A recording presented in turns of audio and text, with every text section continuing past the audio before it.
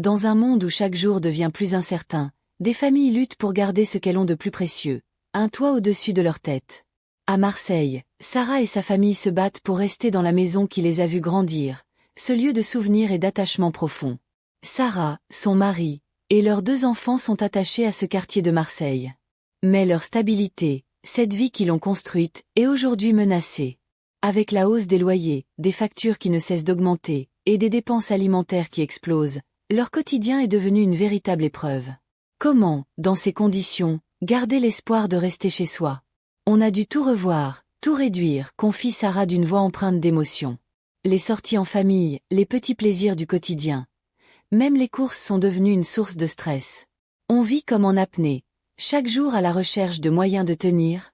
Le loyer, l'électricité, les produits de base, tout augmente. Et ce n'est plus simplement une question de logement. C'est comme si on nous enlevait petit à petit notre droit de vivre dignement, murmure-t-elle. Ce qui la révolte encore plus, c'est de voir des politiciens à la télévision qui parlent de tout sauf des réelles difficultés des familles comme la sienne.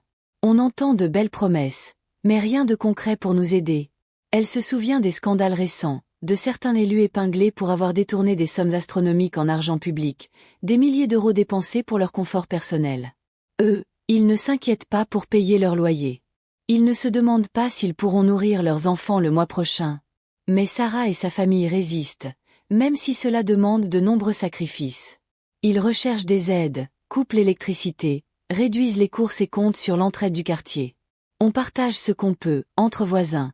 Et c'est ça qui nous aide à garder la tête hors de l'eau. Cette solidarité est pour eux une bouée de sauvetage. Malgré tout, Sarah garde une étincelle d'espoir. Chaque jour, elle se bat pour que sa famille garde ce qui lui reste. On reste soudés, et c'est notre force, dit-elle. Peut-être qu'un jour, ceux qui sont au pouvoir comprendront ce que c'est de se battre pour garder un toit.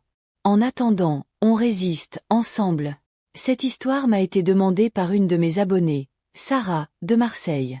Si vous aussi avez une histoire à partager ou que vous traversez des moments similaires, n'hésitez pas à en parler en commentaire. Vous n'êtes pas seul.